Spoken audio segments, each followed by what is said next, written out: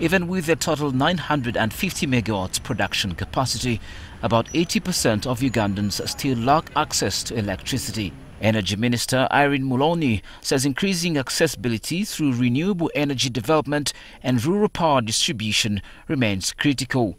On rural electrification, our access currently is still very low, at 22%, meaning that the remaining 78% of Ugandans are still in darkness. Here we have a job to do. How do we fast track so that we can get the remaining Ugandans connected? And despite having connected a total 117 districts to the grid, development partners are concerned that the cost of power connections and high power tariffs may stifle efforts to secure affordability and the country's industrialization agenda. It is a challenging task to synchronize the development of power generation, transmission, distribution and access.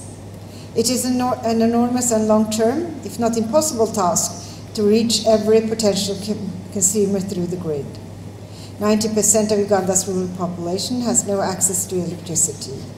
And even if they had, could they afford it?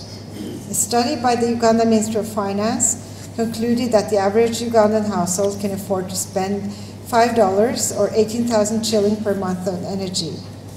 So how can Ugandans then afford to connect at the cost of 400,000 shillings or pay 700 shillings per unit, 1 kilowatt? The Energy Minister also says some of government's key power projects, Karuma and Isimba, should be complete by early 2019. The Karuma hydropower project, 600 megawatts, it has progressed and about at the level of about 64%. Now, the targeted date for commissioning this project is December 2018. We project that by that time, at least the first machine should have already been commissioned. If there's any delay, then it will just flow into the first quarter of 2019. So that will bring on board 600 megawatts.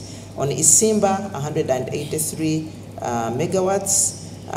The construction work has progressed, and at the end of August this year, it's at about 76%. So we expect to commission this project next year in August 2018. At its sector review meeting, the ministry also announced a $250 million project under the Rural Electrification Program aimed at distributing electricity up to the sub-county level.